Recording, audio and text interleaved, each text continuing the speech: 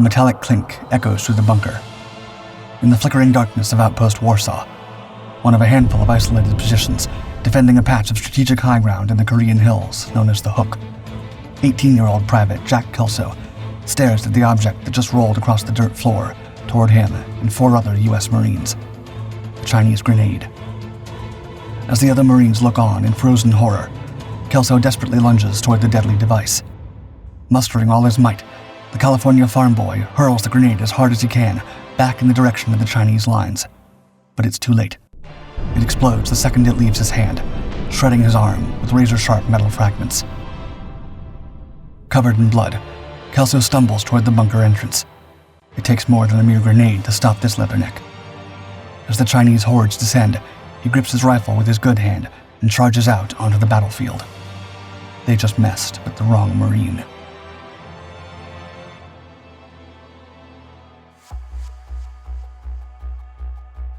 In late September 1952, Major General Edwin A. Pollock stood in his command bunker at the 1st Marine Division headquarters, studying the tactical map spread across the table before him.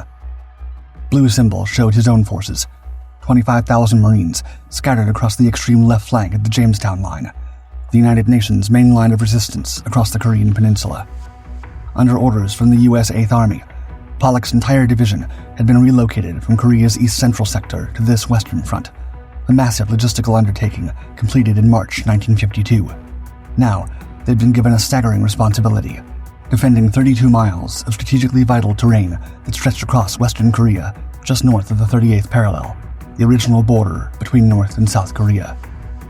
Meanwhile, the red symbols on his map represented the enemy.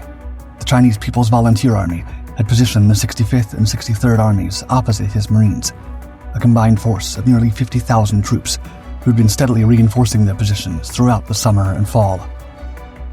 These weren't the same inexperienced Chinese forces that had first crossed the Yalu River when they entered the war in 1950. The PVA had learned hard lessons from 2 years of fighting American forces, adapting their tactics and building a formidable artillery arm with 10 full battalions of guns, ranging from 75mm field pieces to massive 152mm howitzers. Aerial reconnaissance revealed extensive tunnel networks and fortified positions carved deep into the hillsides. The Chinese had been stockpiling ammunition and supplies for months. As Pollock reviewed the latest intelligence photographs, one conclusion was inescapable. The enemy was preparing for a major offensive. Setting down the photographs, Pollock knew that a confrontation was inevitable. The question wasn't whether the Chinese would attack. It was when, where, and in what strength. Of all the terrain features along Pollock's 32-mile front, none concerned him more than a piece of high ground that jutted out from the Jamestown line like a giant thumb. The Marines called it the Hook, and as Pollock studied his maps that late September evening, he knew this single piece of terrain could determine the fate of the entire war. His superior, General Lemuel C. Shepard, Commandant of the entire U.S. Marine Corps, had already identified the Hook as both crucial and problematic during his visit to Korea, and it seemed his assessment would be proven all too accurate.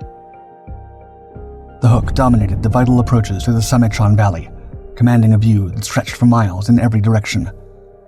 If the Chinese managed to seize it, enemy forces could march unhindered all the way to Seoul, South Korea's capital, just 50 miles to the south. The fall of Seoul would be a propaganda disaster that could shift the entire trajectory of the Korean War. Even worse, the Hook's capture would create a corridor for outflanking the entire United Nations position, potentially cutting off American forces from their British Commonwealth allies and forcing a retreat of 2 miles or more to find defensible terrain. The terrain surrounding the Hook was a defender's nightmare. Deep valleys and knife-edge ridges channeled attacking forces toward the American entrenchments, while making it nearly impossible to provide mutual support between defensive strongpoints. It was the kind of vulnerable salient that military tacticians warned against, one that could be attacked from 3 sides simultaneously. In early October 1952, the responsibility for defending this cursed piece of ground fell to Colonel Thomas C. Moore Jr.'s 7th Marine Regiment as they relieved the 5th Marines along the Jamestown line. Moore's regiment inherited 7 existing outposts, which they renamed after cities: Carson, Reno, Vegas, Berlin, Detroit, Frisco, and Seattle, stretching from left to right across their sector. In addition, the 7th Marines established 2 new outposts, Warsaw and Verdun. 4 of the outposts, Detroit, Frisco, Seattle, and Warsaw, were particularly vulnerable. Separated by an average of only 450 yards, they occupied lower ground than the positions on the left side of the regimental sector. This made them easier for the Chinese to isolate and attack, turning each outpost into a potential death trap for the Marines manning them. The 3rd Battalion found themselves responsible for the most exposed positions, including the newly established Warsaw, which guarded the perilous approaches to the Hook itself. Facing the Marines across this forbidding landscape were elements of the Chinese 356th and 357th Regiments from the 119th Division, approximately 7,000 battle-hardened troops, supported by those 10 battalions of artillery which so concerned General Pollock. As October's chill settled over the Korean mountains, Chinese artillery began ranging in on the vulnerable Marine outposts, each round a harbinger of the storm to come.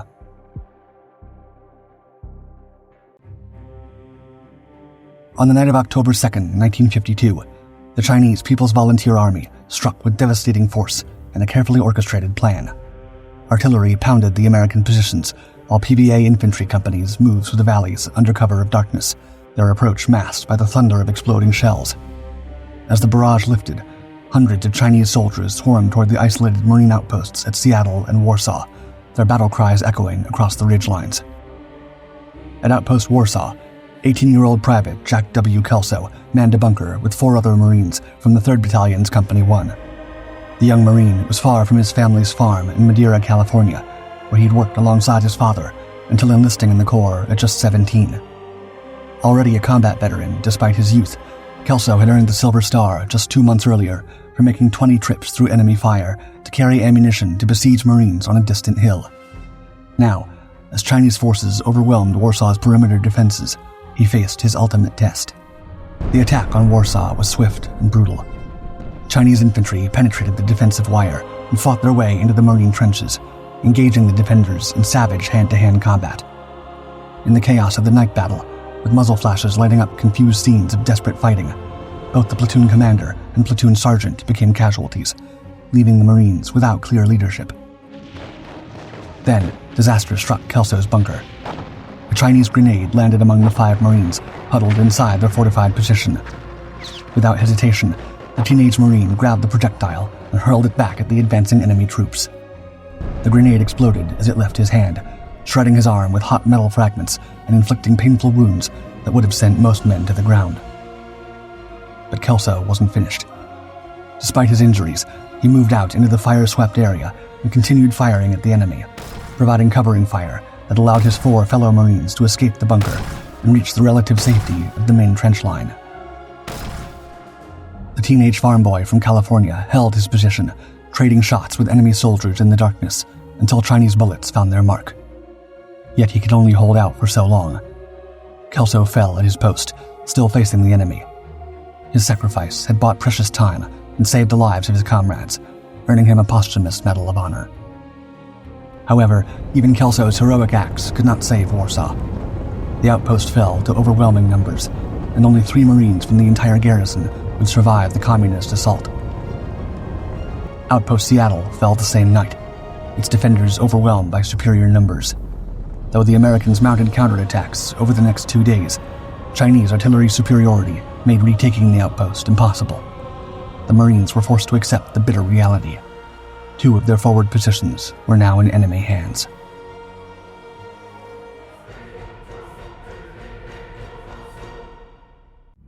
The losses of Warsaw and Seattle was only the beginning.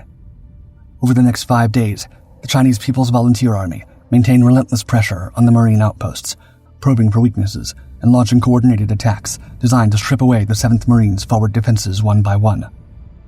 Company 1's commander, Captain John H. Thomas, refused to accept the loss of his positions without a fight. On the morning of October 3rd, Thomas mounted a desperate counterattack against Seattle, sending 2 squads from his company forward under a smokescreen laid down by Marine aircraft and artillery. Despite the covering fire, his Marines found the outpost too strongly held by Chinese forces. The counterattack stalled short of the objective as enemy artillery pounded the advancing Americans. Thomas was forced to break off the assault after losing more men he could ill afford. That evening, as dusk settled, The Marines tried again. 2 squads resumed the attack on Seattle, reinforced by a 3rd squad from the 1st Battalion's Company A that had been placed under the 3rd Battalion's operational control. But the Chinese defenders proved tenacious, clinging to their newly won positions and inflicting casualties that steadily sapped the strength of the Marine assault. After hours of bitter fighting, Seattle remained in enemy hands. The casualties were mounting at an alarming rate. By the end of October 3rd, the 3rd Battalion had suffered 13 losses and 88 wounded in their attempts to retake the lost outposts. This forced Colonel Moore to reorganize his entire regiment. The 3rd Battalion, badly mauled by 3 days of continuous fighting, had to reduce its frontage and consolidate its remaining strength. To fill the gap, Moore moved Lieutenant Colonel Leo J. Dulacki's 1st Battalion from the regimental reserve to take over the critical right-hand portion of the Jamestown line. Dulacki was no stranger to desperate situations.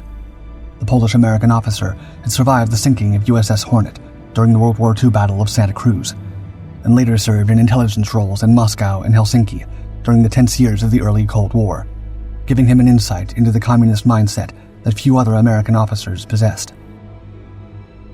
Now, as his Marines took responsibility for the Hook itself and the remaining outposts of Warsaw and Verdun, Dulacki quickly assessed the tactical nightmare he had inherited. The Chinese held the high ground at Seattle. They had proven their willingness to accept heavy casualties, and intelligence reports suggested they were preparing for an even larger offensive. The brief lull in fighting on October 4th and 5th gave Dulacki time to position his forces.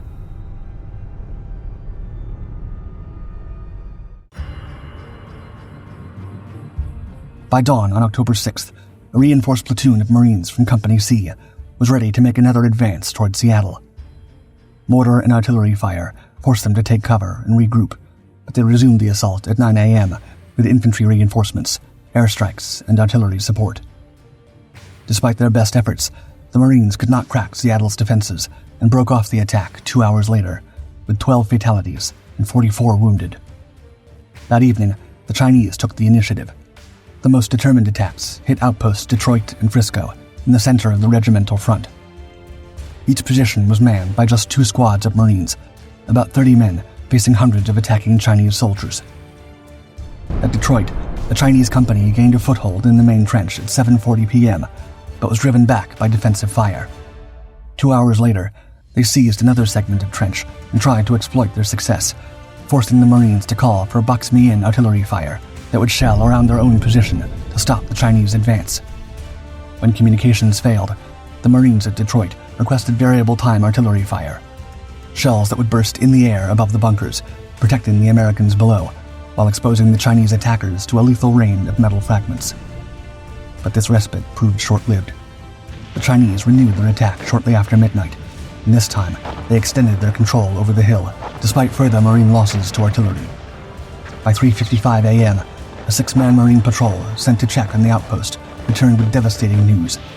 The Chinese now held the trenches and bunkers, and only 2 of the Marines who had originally manned Detroit had escaped. The rest had either fallen in battle or been captured.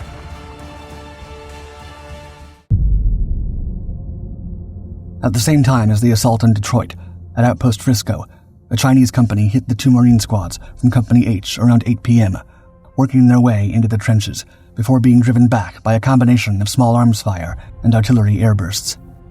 Just after midnight, the Chinese renewed their attack with greater intensity, and 2 Marine squads advanced from the main line to reinforce Frisco, only to be stopped short by enemy fire. It was during this final assault on Frisco that Staff Sergeant Louis G. Watkins, a former police officer from Seneca, South Carolina, wrote his name in Marine Corps legend.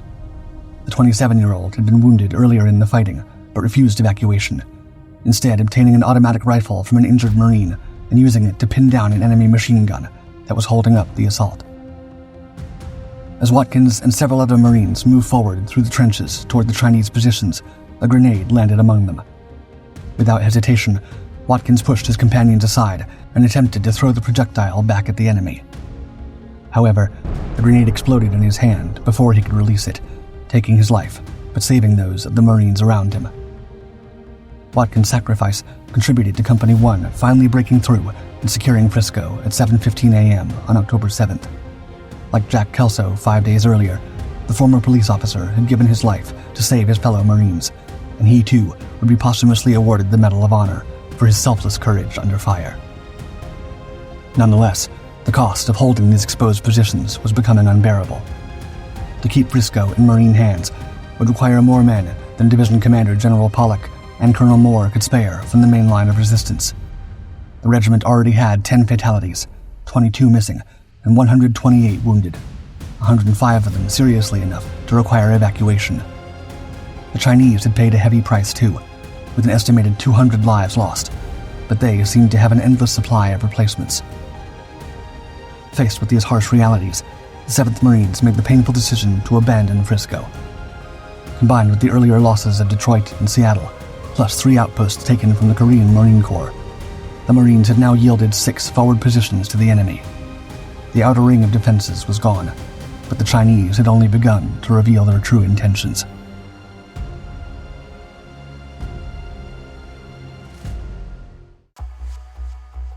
After seizing the outer ring of Marine outposts, the Chinese forces seemed to vanish into the Korean hills. For more than 2 weeks, an ominous quiet settled over the Jamestown line. Patrols probed through the darkness. Occasional sniper fire cracked across the valleys, but the major assaults had stopped. The Marines used this lull to reorganize their defenses and prepare for what everyone knew was coming.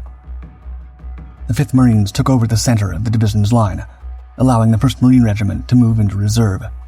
Colonel Moore's 7th Marines now held the critical right flank, with all 3 battalions stretched along the main line of resistance.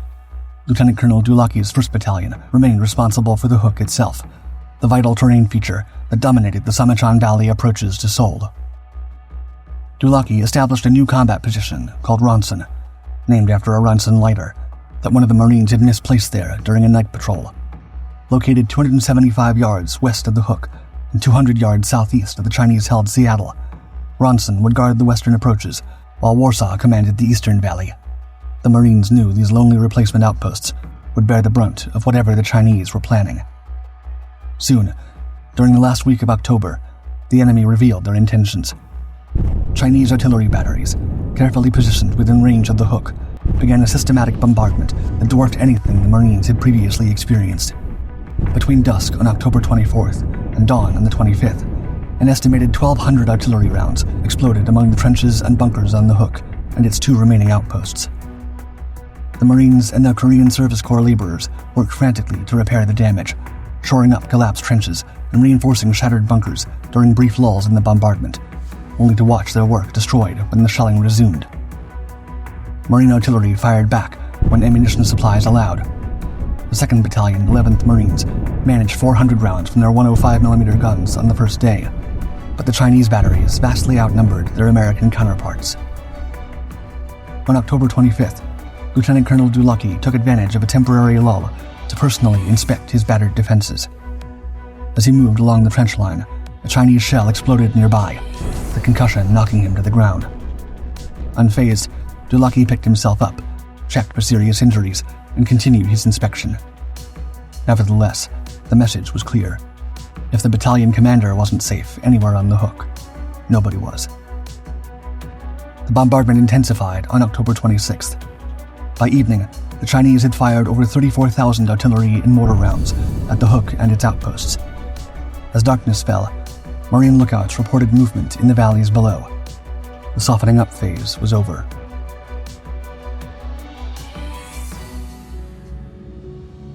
At 7 p.m. on October 26th, the Chinese launched a coordinated assault across multiple targets. Infantry stormed Outpost Ronson after 3 days of relentless bombardment that had collapsed trenches and shattered bunkers. The 50-man assault force penetrated the defensive artillery concentrations and swarmed over the position. The reinforced Marine squad manning the outpost fought desperately, but they were overwhelmed by sheer numbers. Any survivors were taken prisoner. Simultaneously, a full Chinese company split into 2 groups and attacked Outpost Ronson from both east and west. Lieutenant John Babson's Marines called for more box-me-in fire. Despite thousands of shells exploding just outside their perimeter, the Chinese assault troops broke through. The fighting at Ronson devolved into savage hand-to-hand combat. Marines fought with grenades, pistols, and rifles, using their weapons as clubs when ammunition ran out. Taking cover in the wreckage of their bunkers, They called for variable time artillery fire directly overhead. After 4 hours of desperate fighting, radio contact with Ronson was lost. Only 3 Marines survived the communist assault. While the outposts fell, an even larger disaster was unfolding at the Hook itself. Under cover of the same devastating artillery barrage, the full Chinese battalion launched a 3-pronged attack on Lieutenant Colonel Dulaki's main position, converging on the Hook from multiple directions simultaneously. Private First Class James Yarborough, fighting with Company C on the main line, watched in horror as the enemy swarmed toward his position, recalling, quote, "They were coming over the ridge, gangs of them yelling and blowing horns. They had a horn that sounded like a milk cow. We couldn't get our guns to work, and we only had 2 hand grenades. I threw one, and my buddy had the pin pulled and was ready to throw the other when he got hit. I threw it." Among the assault troops were laborers carrying construction materials. The Chinese intended to fortify the Hook immediately after capturing it. The attack along the ridge continued until the enemy encountered the observation post where 2nd Lieutenant Sherrod E. Skinner, Jr. was directing Marine artillery fire. The 25-year-old lieutenant organized a desperate defense of his bunker, running through enemy fire to replenish ammunition supplies while continuing to call down devastating artillery strikes on the attackers. When the Chinese finally overran his position, Skinner ordered his men to play dead. For 3 hours, they successfully fooled the enemy soldiers who entered the bunker. Finally, a suspicious Chinese soldier threw a grenade inside. Without hesitation, Skinner rolled onto the explosive device, heroically absorbing the full force of the blast with his own body and saving the lives of 2 of his comrades. He would be posthumously awarded the Medal of Honor, joining Jack Kelso and Lewis Watkins in receiving this honor. By dawn on October 27th, the Hook was in Chinese hands.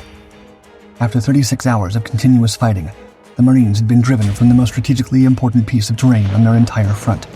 The road to Seoul lay open. As the morning light revealed the full extent of the disaster, Colonel Moore faced the most critical decision of his career. The Chinese now controlled a 400-yard gap in the Jamestown line, with scattered groups of Marines struggling to form defensive perimeters on either side of the captured Hook.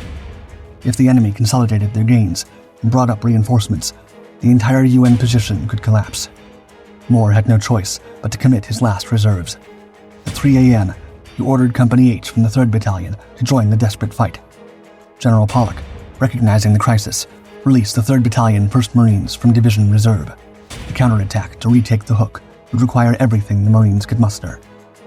The first assault began at dawn, when Company A, 1st Battalion, attempted to advance toward the Hook. Chinese mortar and artillery fire immediately pinned them down, forcing the Marines to dig in short of their objective. The enemy had used the night hour as well, consolidating their positions and bringing up additional ammunition and reinforcements. At 5:05 a.m., Lieutenant Colonel Dulaki ordered Company H to renew the attack. Captain Bernard Ballant's Marines slowly worked their way forward, but as they approached the Hook, Chinese artillery and small arms fire intensified dramatically.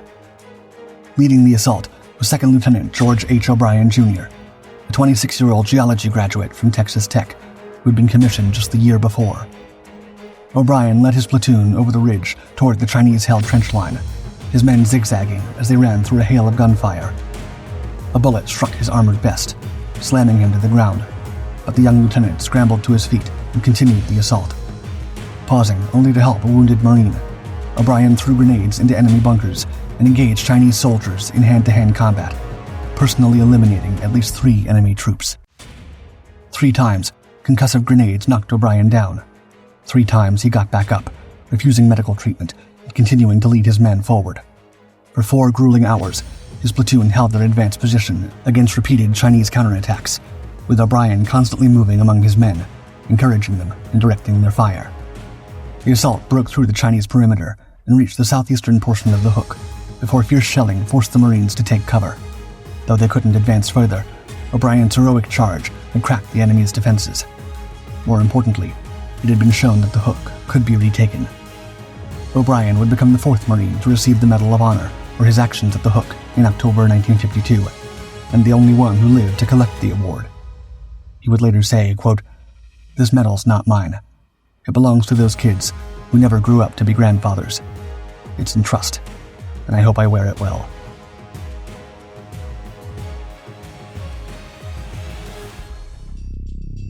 At midday on October 27th, General Pollock released Company 1, 3rd Battalion, 1st Marines to Colonel Moore's control. Company 1 would drive the Chinese onto the hook, after which Company B would make the decisive assault to recapture both the strategic high ground and the lost outposts of Warsaw. Company 1 launched their attack in the early afternoon, with the 1st Platoon seizing the crest of the ridge at 1:50 p.m. before advancing toward the hook behind a devastating barrage from the 11th Marines. The Chinese responded with their own artillery and mortar concentration, targeting not only the advancing Marines, but also Colonel Moore's command post and the weapons positions along the Jamestown line that supported the assault. Despite severe casualties, Company 1 pushed ahead through the shell-torn landscape, at times crawling from one crater to another through the hail of high-angle fire. After pausing to reorganize, the company moved onto the hook itself, a few men at a time, engaging Chinese soldiers who were fighting from collapsed bunkers and devastated trenches. By midnight on October 28th, Company B had threaded its way through the maze of shell craters and moved into position behind Company 1. Shortly afterward, they began what Lieutenant Colonel Dulaki had planned as the final assault on the hook. Small arms fire and a shower of grenades from the Chinese positions met the Marines as they attacked with rifles and grenades of their own. After exchanging fire with the enemy for 90 minutes, Company B fell back to obtain cover and called for mortar and artillery fire. The Marine gunners battered the Chinese strongpoints, their supporting weapons, and the supply routes that passed through the enemy-held outposts of Warsaw and Ronson. The Marines renewed their assault, broke through the weakened Chinese defenses, and by 6 a.m. had completely overrun the hook. Elements of the 7th Marines then reoccupied Warsaw and Reno, which the Chinese had abandoned during their retreat. As dense fog settled over the hook, Dulaki's Marines neutralized or captured the remaining Chinese stragglers and began reorganizing their shattered defenders. The cost of the battle had been enormous, with large numbers of casualties on both sides, but the strategic victory belonged unmistakably to the Marines. The successful defense of the hook had far-reaching consequences that extended well beyond the immediate tactical situation. Seoul remained secure, the Jamestown line held firm, and Chinese hopes of achieving a major breakthrough on the Western Front were decisively crushed. The battle demonstrated that even with overwhelming numerical superiority and massive artillery support, the People's Volunteer Army could not dislodge determined American defenders from key terrain when those defenders were willing to pay the ultimate price. But this epic battle would be only the beginning of the struggle for this strategic terrain. Following the Marine victory, the 29th British Infantry Brigade of the 1st Commonwealth Division took over responsibility for defending the position. The Chinese, unwilling to accept their defeat, renewed their attacks in the Second Battle of the Hook on November 18th and 19th, 1952. British and Commonwealth forces would face repeated assaults during the winter and spring of 1953, including a final major offensive in May, just weeks before the armistice that ended active hostilities. Each successive battle for the Hook confirmed what the Marines had proven in October 1952.